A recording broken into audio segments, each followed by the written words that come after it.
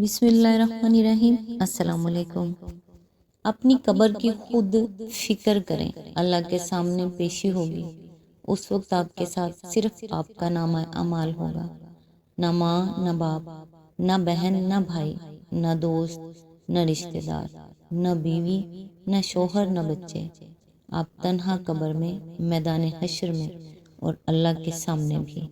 امام غزالی رحمۃ اللہ فرماتے ہیں، نفس وہ بھوکا کتا ہے جو انسان سے غلط کام کروانے کے لیے اس وقت تک بھونکتا رہتا ہے جب تک وہ غلط کام کروا نہ لے، اور جب انسان وہ کام کر لیتا ہے تو یہ کتا سو جاتا ہے، لیکن سونے سے پہلے ضمیر کو جگا جاتا ہے۔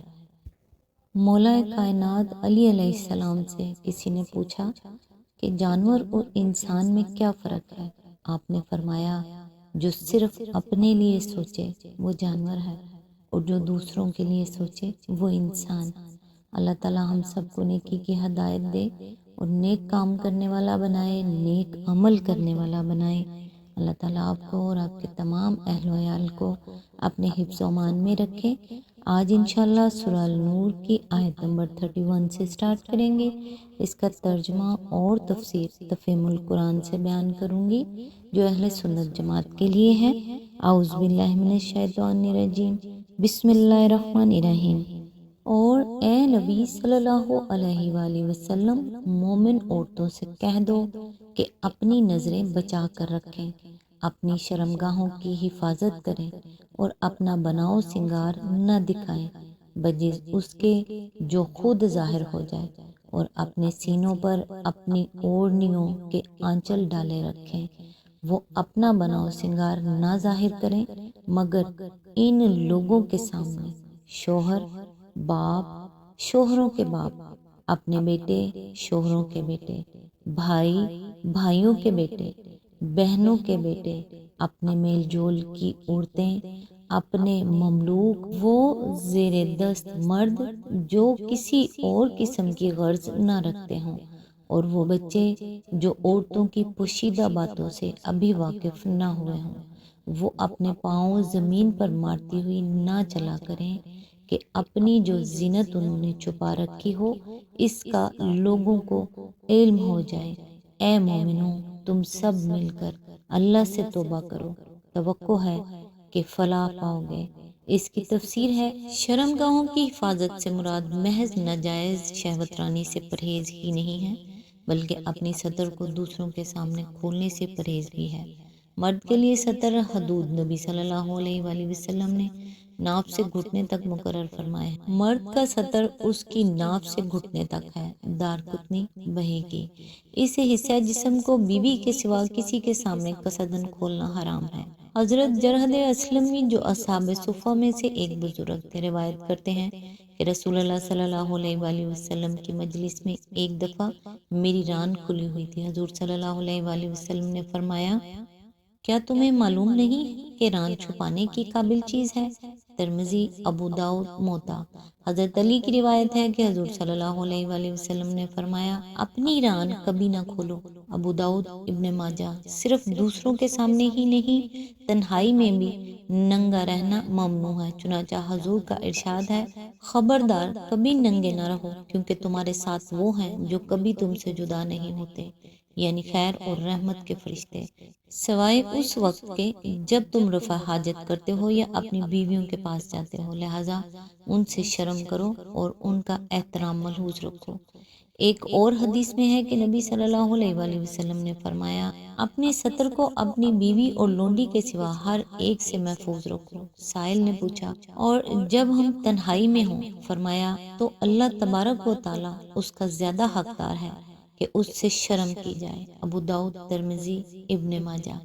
عورتوں کے لیے بھی غض بصر کے احکام وہی ہیں جو مردوں کے لیے ہیں، یعنی انہیں قصدن غیر مردوں کو نہیں دیکھنا چاہیے، نگاہ پڑ جائے تو ہٹا لینی چاہیے اور دوسروں کے سطر کو دیکھنے سے پرہیز کرنا چاہیے، لیکن مرد کے عورت کو دیکھنے کے بنسبت عورت کو مرد کو دیکھنے کے معاملے میں احکام تھوڑے سے مختلف ہیں۔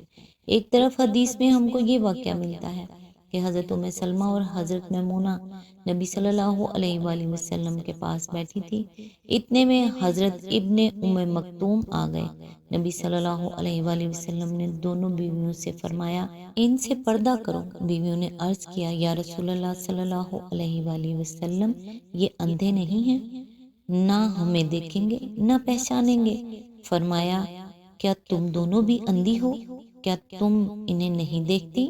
حضرت ام سلمہ تصریح کرتی ہیں کہ یہ واقعہ اس زمانے کا ہے جب پردے کا حکم آ چکا تھا۔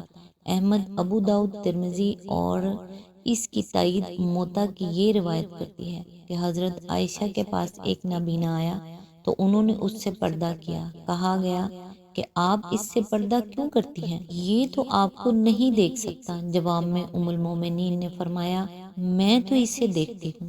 دوسری طرف ہمیں حضرت عائشہ کی یہ روایت ملتی ہے کہ 7 ہجری میں حبشیوں کا وفد مدینے آیا اور اس نے مسجد نبوی کے احاطے میں ایک تماشا کیا۔ نبی صلی اللہ علیہ وآلہ وسلم نے خود حضرت عائشہ کو یہ تماشا دکھایا۔ بخاری، مسلم اور احمد۔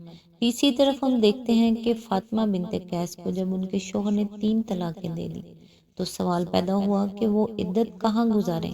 پہلے حضور صلی اللہ علیہ وآلہ وسلم نے فرمایا شریک انصاریہ کے ہاں رہو، پھر فرمایا ان کے ہاں میرے صحابہ بہت جاتے رہتے ہیں کیونکہ وہ ایک بڑی مالدار اور فیاض خاتون تھی، بکثرت لوگ ان کے ہاں مہمان رہتے اور وہ ان کی فیاضت کرتی تھی، لہٰذا تم ابن ام مکتوم کے ہاں رہو، وہ اندھے آدمی ہیں، تم ان کے ہاں بے تکلف رہ سکو گے۔ مسلم، ابو داؤد۔ ان روایات کو جمع کرنے سے معلوم ہوتا ہے کہ عورتوں کے مردوں کو دیکھنے کے معاملے میں اتنی سختی نہیں ہے جتنی مردوں کے عورتوں کو دیکھنے کے معاملے میں ہے۔ ایک مجلس میں آمنے سامنے بیٹھ کر دیکھنا ممنوع ہے۔ راستہ چلتے ہوئے یا دور سے کوئی جائز قسم کا کھیل تماشا دیکھتے ہوئے مردوں پر نگاہ پڑنا ممنوع نہیں ہے، اور کوئی حقیقی ضرورت پیش آ جائے تو ایک گھر میں رہتے ہوئے بھی دیکھنے میں مذائقہ نہیں ہے۔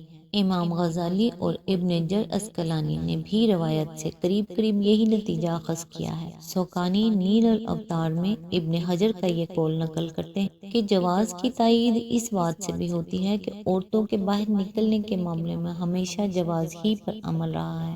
مسجدوں میں، بازاروں میں اور سفروں میں عورتیں تو نقاب منہ پر ڈال کر جاتی تھی کہ مرد ان کو نہ دیکھیں، مگر مردوں کو کبھی یہ حکم نہیں دیا گیا کہ وہ بھی نقاب اوڑھیں تاکہ عورتیں ان کو نہ دیکھیں۔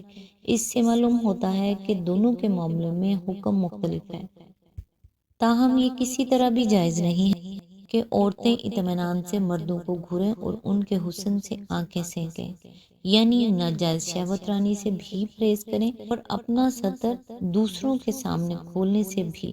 اس معاملے میں عورتوں کے لیے بھی وہی احکام ہیں جو مردوں کے لیے ہیں، لیکن عورت کے سطر کے حدود مردوں سے مختلف ہیں۔ نیز عورت کا سطر مردوں کے لیے الگ ہے اور عورتوں کے لیے الگ۔ مردوں کے لیے عورت کا سطر ہاتھ اور منہ کے سوا اس کا پورا جسم ہے، جسے شوہر کے سوا کسی دوسرے مرد حتیٰ کہ باپ اور بھائی کے سامنے بھی نہیں کھلنا چاہیے، اور عورت کو ایسا باریک یا چست لباس بھی نہیں پہننا چاہیے جس سے بدن اندر سے جھلکے یا بدن کی ساخت نمایاں ہو۔ حضرت عائشہ کی روایت ہے کہ ان کی بہن حضرت اسماء بنت ابی بکر رسول اللہ صلی اللہ علیہ وآلہ وسلم کے سامنے آئیں اور وہ باریک کپڑے پہنے ہوئے تھیں۔ حضور نے فوراً منہ پھیر لیا اور فرمایا اسماء، جب عورت بالغ ہو جائے تو جائز نہیں ہے کہ منہ اور ہاتھ کے سوا اس کے جسم کا کوئی حصہ نظر آئے۔ ابو داؤد۔ اسی قسم کا ایک اور واقعہ ابن جریر نے حضرت عائشہ سے روایت کیا ہے کہ ان کے ہاں ایک اخیافی بھائی عبداللہ بن الطفیل کی 7 جادیاں یوں تھی۔ رسول اللہ صلی اللہ علیہ وآلہ وسلم گھر میں تشریف لائے تو انہیں دیکھ کر منہ پھیر لیا۔ حضرت عائشہ نے عرض کیا یا رسول اللہ یہ میری بھتیجی ہے۔ آپ صلی اللہ علیہ وآلہ وسلم نے فرمایا جب عورت بالغ ہو جائے تو اس کے لیے حلال نہیں ہے کہ وہ ظاہر کرے اپنے منہ کے سوا اور اپنے ہاتھ کے سوا، اور ہاتھ کے حد آپ نے خود اپنی کلائی پر ہاتھ رکھ کر اس طرح بتائی کہ آپ کی مٹھی اور ہتھیلی کے درمیان صرف ایک مٹھی کی جگہ اور باقی تھی۔ اس معاملے میں صرف اتنی رعایت ہے کہ اپنے محرم رشتہ داروں مثلاً باپ بھائی وغیرہ کے سامنے عورت اپنے جسم کا اتنا حصہ کھول سکتی ہے جسے گھر کا کام کاج کرتے ہوئے کھولنے کی ضرورت پیش آتی ہے، جیسے آٹا گوندتے ہوئے آستینیں اوپر چڑھا لینا یا گھر کا فرش دھوتے ہوئے پائنچے کچھ اوپر کر لینا۔ اور عورت کے لیے عورت کے سطر کے حدود وہی ہیں جو مرد کے لیے مرد کے سطر کے ہیں، یعنی ناف اور گھٹنے کے درمیان کا حصہ۔ اس کا یہ مطلب نہیں ہے کہ عورتوں کے سامنے عورت نیم بھرا نہ رہے، بلکہ مطلب یہ ہے کہ ناف اور گھٹنے کے درمیان کا حصہ ڈھانکنا فرض ہے اور دوسرے حصوں کا ڈھانکنا فرض نہیں ہے۔ یہ بات نگاہ میں رہے کہ شریعت الہی عورتوں سے صرف اتنا ہی مطالبہ نہیں کرتی جو مردوں سے اس نے کیا ہے، یعنی نظر بچانا اور شرمگاہوں کی حفاظت کرنا، بلکہ وہ ان سے کچھ اور مطالبے بھی کرتی ہے جو اس نے مردوں سے نہیں کیے ہیں۔ اس سے صاف ظاہر ہے کہ اس معاملے میں عورت اور مرد یکساں نہیں ہیں۔ اس کی تفسیر کافی لمبی ہے، انشاءاللہ نیکسٹ یہیں سے سٹارٹ کرتے ہیں۔ تب تک کے لیے دعاؤں میں یاد رکھیے گا۔ اللہ حافظ۔